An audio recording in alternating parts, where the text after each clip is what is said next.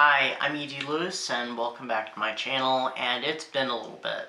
So it's been a couple weeks since I filmed. A couple weeks ago, I had an accident, and I'm going to make this video as quickly as I can because the overhead light is kind of bothering my eyes right now. So, yeah. So, if you saw my community post, you know that I had a little accident. We had some icy weather, and I thought it'd be fine on my first step out on the porch. No, and it was covered in ice. I think it was about that thick. And I slid across that porch, and I landed, flat on the frozen gravel. So, yeah, I haven't filmed since actually that day, and needless to say, I did not go into work. There was no way, with the roads all around were like, so icy. It wasn't happening, so I actually called in that day. My head started hurting. I did film a video that day, and that was the last poetry video that came out last month in January. But the day after, my head started killing me. Well, apparently I hit my head, and so I've been suffering from a little bit of a concussion, so I haven't been able to have too much contact with screens, and I haven't been able to read so much. I did start reading recently, but I'm still supposed to take it, lightly because, causing more headaches. But I have been listening to some people's videos, more visual videos where people are showing off their collections or showing, books on their shelves and stuff. I haven't been watching those because I'd have to physically watch them, but I'll get those as soon as I can. Anything where I can mostly listen or I can, hold the phone away from me a ways, I can do that. But we're getting there. So this video is a bit of an update, and we're going to do a little bit of a review, and I'm going to try and make this brief. So, Gothic Hearts update.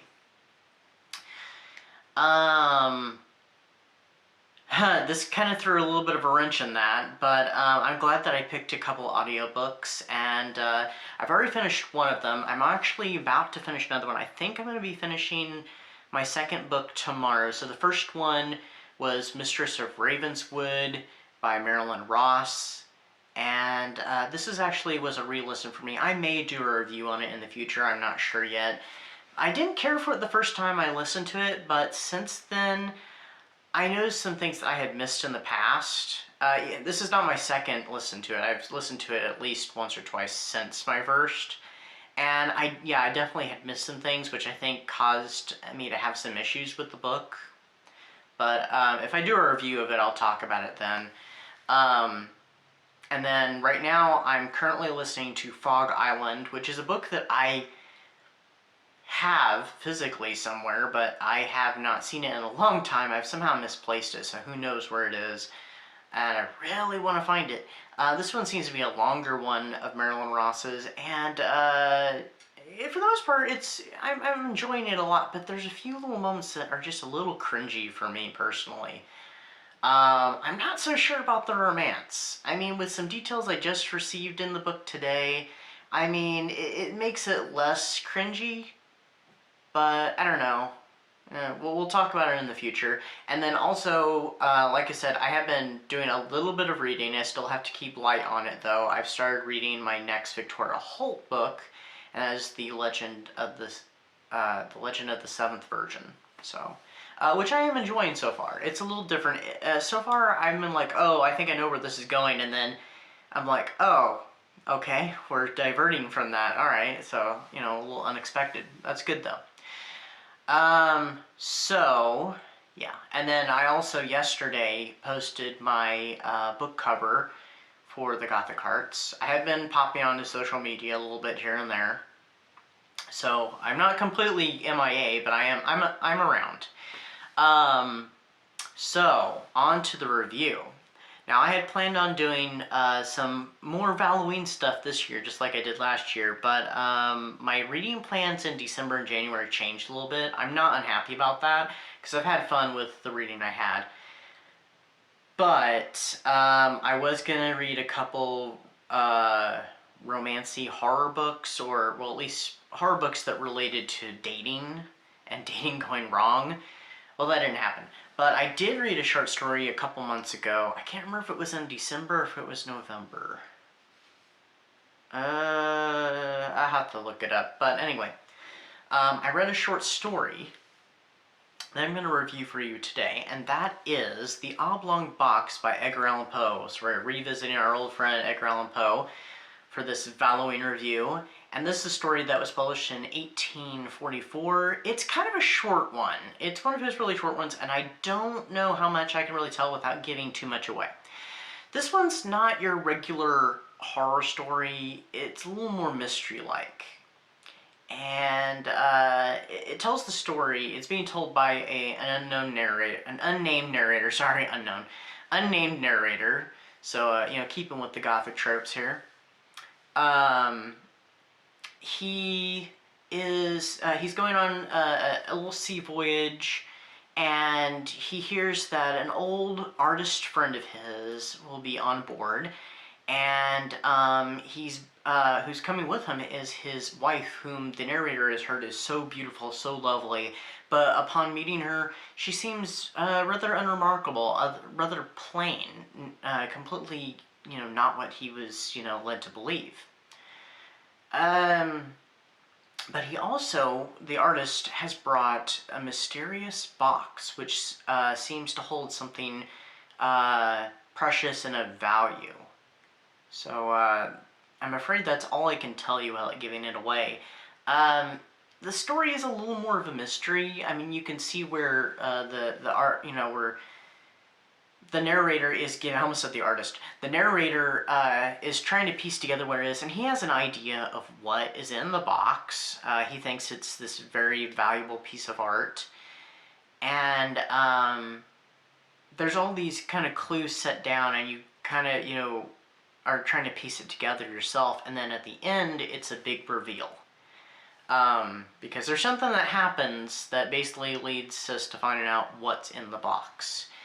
And, I mean, I had some ideas, but,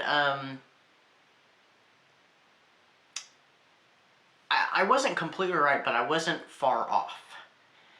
I kind of had a thought of what the twist was, but it was still a pretty good story. It's not one of Poe's best stories, but I thought it was still pretty good. I gave it 4 stars. I would definitely recommend it. It's a pretty short one. It's not as short, though, as the Oval Portrait was. That one was, I think that's the shortest story I've read of his. I can't say work because, I've read poems of his, and some of them have been shorter than, most of his stories. But, yeah, not his shortest, not his best, but, yeah, it was pretty good. And it's a little more of a mystery, but it's still quite horrific, especially, that ending.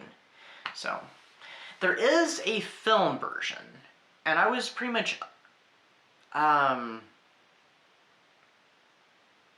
I pretty much didn't know what the story was about. I'd only heard of it. I'd seen it, in, Edgar Allan, books that have Edgar Allan Poe stories. I've, heard of the movie. I hadn't seen the movie till last year. It was, early last year. I'm thinking I watched it around Vincent Price's birthday, actually. And, the book and the movie, the short story and the movie are completely unrelated. The only thing that they have in common is the name. It was basically named this, basically to cash in on the Edgar Allan Poe cycle that was made by Roger Corman, and most of those films, of course, starred Vincent Price. So it was part of that cash-in, just like Witchfinder General was renamed in certain areas, the Conqueror Worm, to also cash in on the Edgar Allan Poe cycle. And plus, they both have Vincent Price in them.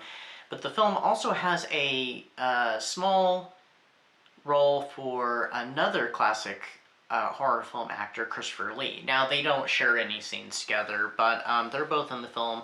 And like I said, the film has nothing to do with the short story. They only hold the name in common. So, but anyway, I hope everybody's having a great February. And if you're taking part in the Gothic Cards Reading Challenge, I hope you are enjoying that, and it's not too late. You can still join even if you do just one prompt. There are 8 prompts.